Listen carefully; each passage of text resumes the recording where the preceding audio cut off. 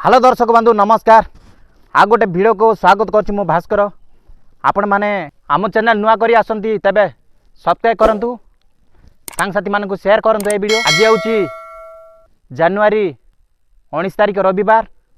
बिना डेरी न करी चलंतु खबर ऊपर नजर पकाए। ता पूर्व आम चैनल नुआ करी आसंती लाइक शेयर सब्सक्राइब करंतु। वर्तमान प्रत्येक पंचायत तरफ समिति सभ्य वार्ड सरपंच नहीं कि गोटे मीटिंग जोरदार गोटे मीटिंगटा होची आमर जो रामगिरी ग्राउंड टारे। चलंतु खबरटा शुणी नेबा।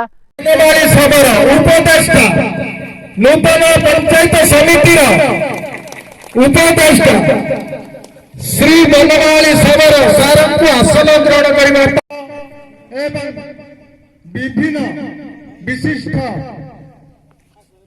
अवसर प्राप्त प्रशासनिक एवं नूतन पंचायत समिति पाई आग्रही मोर शुभेच्छु तथा मोर बंधु अनुरोध करूँ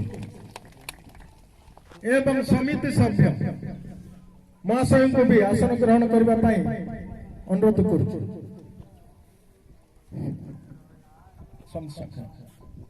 रंडीबा सरपंच